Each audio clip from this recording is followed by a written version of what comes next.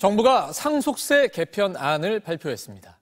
상속인 한 명 한 명이 받는 재산 규모에 따라 세금을 매기는 유산 취득세 방식으로 바꾸고 배우자에게 세금 없이 상속되는 재산 규모도 키우는 방향입니다.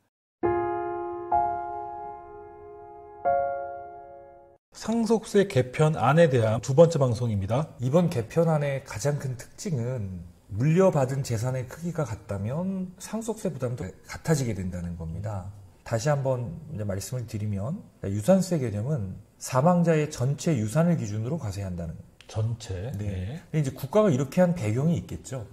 전체 유산 규모만 파악하게 되면 과세가 가능하죠. 사전에 뭐 얼마를 줬든 간에 이 돌아가신 분의 전체 유산 규모를 파악하는 게 훨씬 더 행정적으로 용이하겠죠. 기본적으로는 뭐 세금이 더 많기 때문에 아무래도 국가는 유산세 개념을 고집을 해왔던 거죠. 반면에 이제 유산 취득세로 전환하는 경우에는 상속인들이 취득한 각 재산별로 과세를 하겠다는 거죠. 그러니까 그냥 러프하게 상속 재산이 50억인데 자녀가 5명 있어요. 50억에 대해서 세금 내는 거하고 5명이 각각 쪼개서 내는 거죠. 10억씩 내는 거하고 그냥 직관적으로 봐도 유산 취득세가 유리하겠다라는 거죠. 이렇게 바뀐다는 거죠. 그래서 이렇게 바뀌게 되면 기본적으로 이제 국가에서는 그만큼 상속세 수입이 줄어들 수 있는 개연성이 있고요. 그렇네요. 네, 그렇죠. 그리고 상속인별 유산 취득 현황 파악 또는 과세 정보 등 이제 행정상의 부담이 있겠지만 그럼에도 불구하고 현행 유산세 체계가 갖고 있는 문제를 시정을 해서 좀 조세 형평성이나 이런 차원에 기여하는, 그래서 납세자가 이제 세금에 대해서 이 공정하다, 공평하다는 느낌을 받아야 세금을 잘 낼 수 있지 않겠습니까? 그래서 이걸 이제 구체적인 사례 중심으로 좀 한번 말씀을 드려볼게요. 네. 자, 현행 유산세는 피상속인의 전체 상속재산에 대해서 과세한다고 말씀을 드렸고요. 여기 이제 일괄 공제, 뭐 배우자 공제라든가 인적 공제, 뭐 물적 공제가 들어가 있고요. 그렇게 해서 공제를 뺀 금액이 과세 표준이고 거기다 세율을 곱해서 이제 상속세액을 계산한다. 그 세액을 이제 상속인별로 자기가 상속받은 재산 한도 내에서 납부해서 낸다. 그리고 한 상속인이 A가 못 내면 B가 연대해서 납부할 수 있다. 연대 부담한다는 게 그렇죠. 그래서 지금 현재 이런 연대 납부할 수 있는 부분이 훨씬 더 메리트로 작용하는 경우가 있어요. 대표적으로 법인이죠. 법인 같은 경우 상속세 상당액만큼을 배우자에게 주식으로 주고 그 주식을 법인이 다시 매입해서 소각하고 그 주식 소각 대가로 배우자는 자녀들의 상속세까지 연대해서 납부를 하게 되는 거죠. 그럼 그 법인의 주주인 자녀들이 실질적인 최대 주주가 되는 거죠. 지금 이제 이게 현행 유산세 개념에서는 이 개념이 성립이 돼요. 근데 이제 유산 취득세 개념으로 바뀌면 이런 구조를 짜기가 어려워집니다. 그래서 어떤 경우에는 세금적으로는 유산 취득세가 유리할지 모르지만 이렇게 연대납세 제도를 활용해서 자녀에게 가업 승계를 해줄 효능감이 더 큰 법인들 같은 경우는 불리하게 작용될 수 있는 여지도 있다. 취득세 개념은 아까도 말씀드렸지만 전체 상속재산을 재산가액으로 한다. 각각 상속인별로 재산을 취득한다. 상속인별로 공제를 한다. 각각 자기가 받은 만큼 세금을 낸다. 숫자를 넣고 보면 더 이해가 빠르실 것 같습니다. 사례를 보면 상속재산 15억이 있다고 가정을 할게요. 네. 배우자는 고려하지 않고 자녀 3명이 균등하게 상속한다고 가정을 한번 해보겠습니다. 현행 구조는 이렇게 돼 있죠. 이 15억에 대해서 세금을 내야 됩니다. 세전 상속재산은 자녀 각각 5억씩 받게 되겠죠. 그리고 상속세 계산을 한번 놓고 보면 15억에서 일괄공제 5억을 해줍니다. 기초공제하고 이제 인적공제, 물적공제가 있는데 인적공제 같은 경우는 지난번에 말씀드렸지만 5억을 초과하기가 어렵다고 말씀드렸잖아요. 물적공제는 없다는 전제하에 그냥 일괄공제 5억만 했어요. 그러면 과세표준은 10억이 되겠죠. 그럼 결정세액은 2억 4천입니다. 2억 4천을 각자 균등하게 받았으니까 0.8억이 되겠죠. 네, 그렇죠. 네. 이제 예를 들어서 둘째, 셋째가 안 내고 요걸 다 첫째가 낼 수도 있습니다. 연대납세 의무가 가능하니까. 그렇죠? 그래서 자녀 세후 자산을 보면 자녀가 각각 4.2억, 4.2억, 4.2억이 되는데 자, 각자 지금 자녀들이 5억 원씩 취득했잖아요. 네네. 그러니까 요거 이제 각자 공제를 다 해주겠다는 거죠. 공이 다 자녀들이 5억씩 공제를 받는 거예요. 그러면은 없잖아요, 과표가. 그러면은 과표가 없으니까 당연히 납부할 세액이 없게 되는 거죠.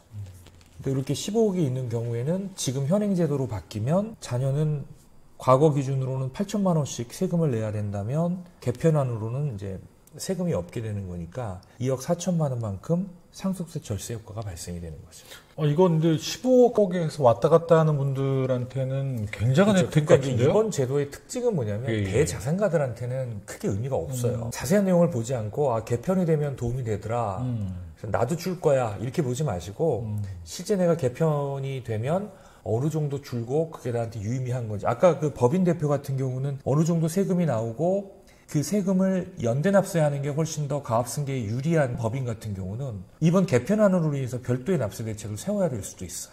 근데 여하튼 일반인들한테는 엄청난 유리하죠. 예를 들어 뭐 아파트가 예. 뭐 10억이라고 예, 가정을 하면 예, 예. 요즘 웬만한 거 다 네. 넘으니까 거기다 이제 배우자가 없어요. 네. 독거 상태다. 그러면 지금 같은 경우는 이제 2억 4천만 원의 상속세를 내야 되잖아요. 집 한 채밖에 없는 분들이 그 세금 내기 쉽지 않잖아요. 그런데 지금 그 기준대로라면 상속세가 없게 되는 거죠.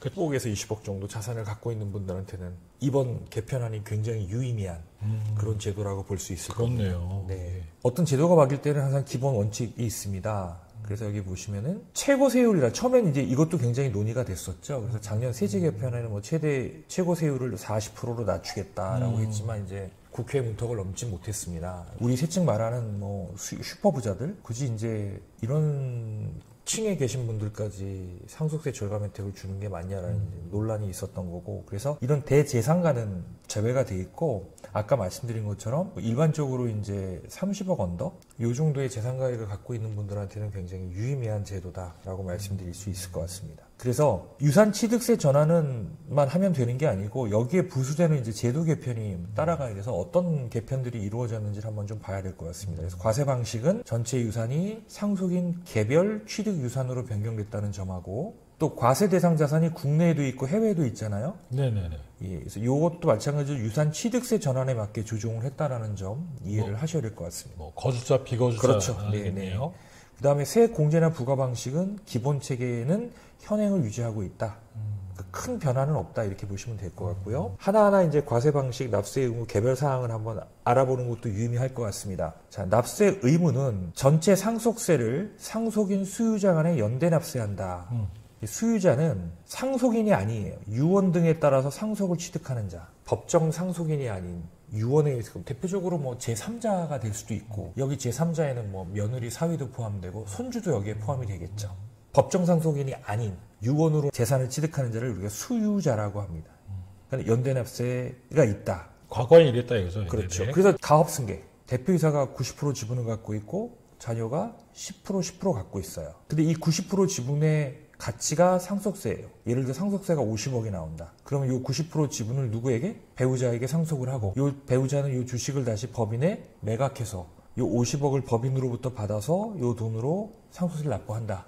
그리고 이 주식은 소각을 하게 되면 남아있는 자녀들이 시적으로는 100%가 되잖아요. 근데 지금 취득세 개념으로 바뀌면 이제 이걸 도입할 수 없는 거죠. 밑에 보시면 조세 채권 확보가 어려운 제한적인 경우에만 연대납세 의무를 부과하겠다는 거죠. 그러니까 자녀 둘이 세금을 납부하기 어려운 세법이 정한 사유에 해당하는 경우에 한해서만 연대납세 의무가 되겠다. 그러니까 이제 자녀도 각자 자기 몫에서 세금을 납부해야 되는 이제 그런 구조가 될 수 있다는 거예요. 네. 자, 오늘 방송은 이제 상속세 개편안 2부 방송이었습니다. 다음 주에 계속 3부 방송 진행하도록 하겠습니다.